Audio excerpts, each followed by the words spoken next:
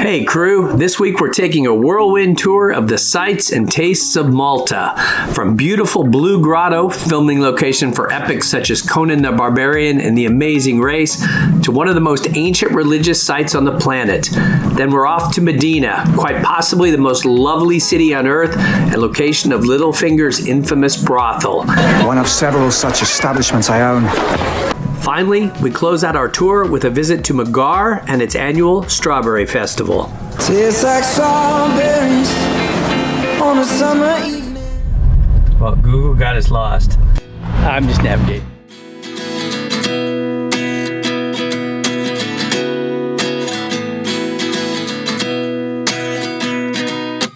At 29 and I find myself wondering what did happen to the last 10. I ran away with my life, fast forward, never turn back again. So that is the Blue Grotto, and you can pay to ride a little boat in there, but yeah, we're not up for that because we live on a boat. But it's beautiful here, and way over there, somewhere right there, about 90 kilometers away, is Sicily. Can you see it? Didn't think so. The ancient ruins of Hagar Qim date back over 5,000 years and make up a single temple which stands dramatically on a cliff's edge. This is one of the oldest temples in the world, and it was built for worship. Statues have been discovered at the site that are believed to be related to fertility, and evidence suggests that Hagar Qim was built by Stone Age people who came over from nearby Sicily. Unearthed in the 1800s, significant erosion of the exposed limestone has prompted tents to be erected in 2009 to protect these unique structures. Walking amongst these ancient structures is to truly take a step back in time. I'm just as surprised as you. Is this really happening? I can't be too sure. We're being invaded. Run! Run for the hills! Run!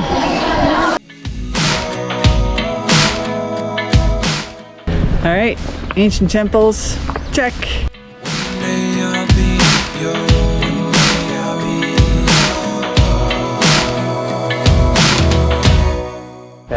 We are here, and the hardest part has been finding a parking spot, but we finally got one. So now, the rest of this tour is going to be on walking. All the streets are super narrow. We've set a pin so we won't lose the car. Maybe. Stay tuned. The history of Mdina, also known as the Noble City, traces back more than 4,000 years. Story has it that in 60 AD, the Apostle St. Paul, after being shipwrecked on the islands, resided inside a grotto known as Fiore Lemura in the adjoining Rabat.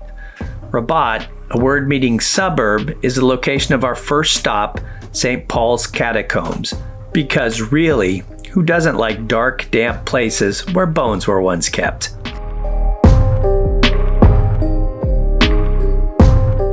I'm gonna check out some of the ancient catacombs here. It's chilly down here.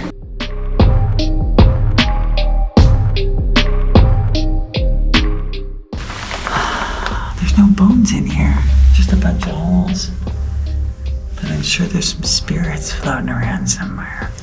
But it's very cool. Yay, I see dead people. I see dead people.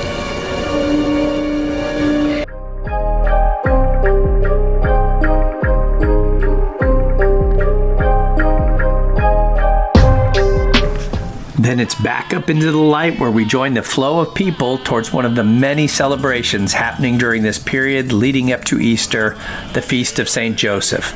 And let me tell you, they really know how to celebrate Easter here in Malta. After a quick stop for lunch, we're back out into the streets for more.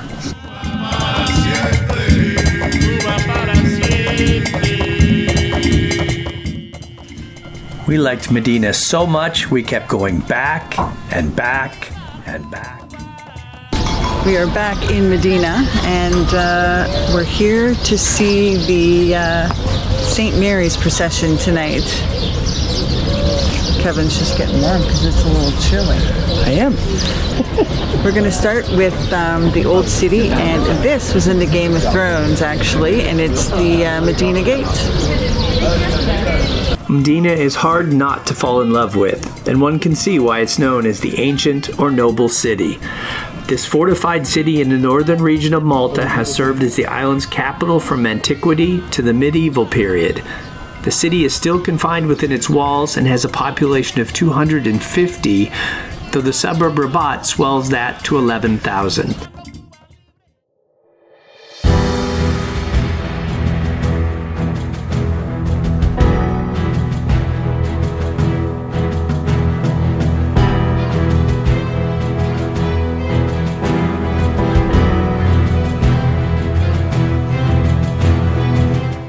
This is Mesquita Square. I hope I'm saying it right. And more Games of Thrones. This is where Littlefinger's brothel was, and this is where Ned Stark got stabbed in the leg. Dates back to the 1400s, believe it or not. And it was also the main well for the city, which is right there. It is. Fascinating stuff. The city is just so cool. Did I tell you how much we're loving Malta?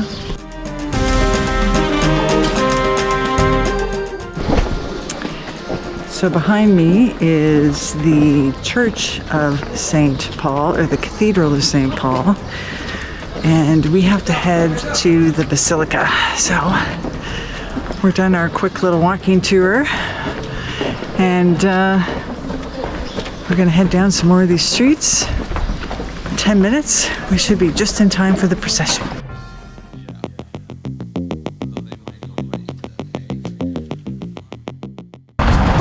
Here we go. Just taking a little walk through the park.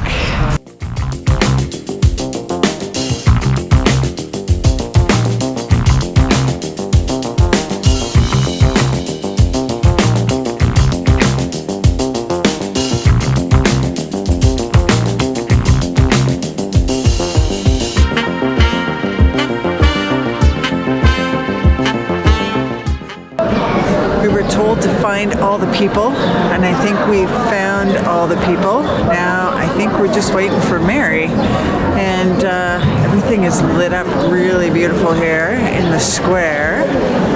So I guess we just sit and wait.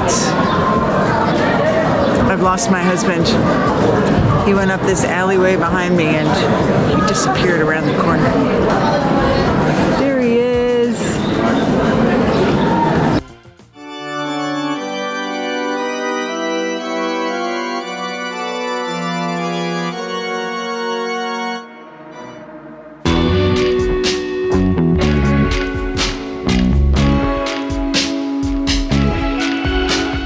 According to everybody we talked to, Mary ends up here at the Basilica. We just don't know from which direction, and as soon as she comes here, it'll be 7 o'clock, and they're actually going to hold an outdoor mass in front of the Basilica.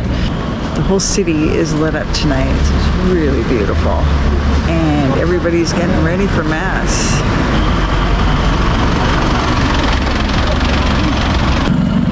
Just need that statue of Mary.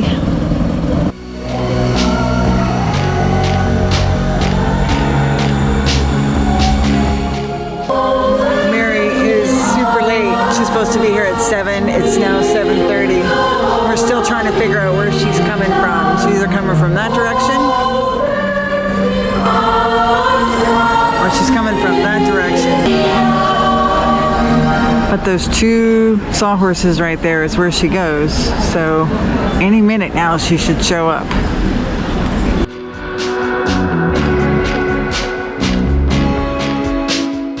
We then closed out the night with an amazing meal at the Grotto Tavern, where we dined in a 2,000-year-old cave. They even let Carla squeeze through a hand-dug bomb shelter dating back to World War II.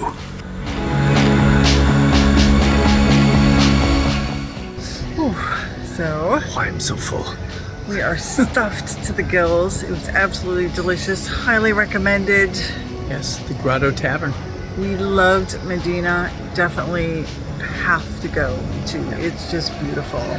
This is Rabat, which has all the other things that you definitely want to check out. And it was really cool to see the procession, even though she was like half an hour late. So, time to go back to Gargoyle and get some sleep. Tastes like strawberries on a summer evening.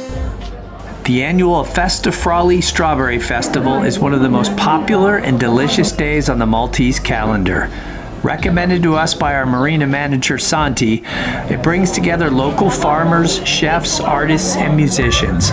The perfect day out for friends and family to wander through the beautiful village of Hjar, visit the church with the egg-shaped dome, and taste a zillion different strawberry-themed snacks, desserts, jams, gourmet dishes, and beverages, and yes, even strawberry wine. What a wild and crazy day of all things strawberry. Okay, so we have checked out the Strawberry Festival. There are a gazillion people here, and we're getting out of Dodge. 2 gazillion. 2 gazillion? 2 gazillion. So we're gonna grab a quick bolt. I'm bolting. Let's get out of here.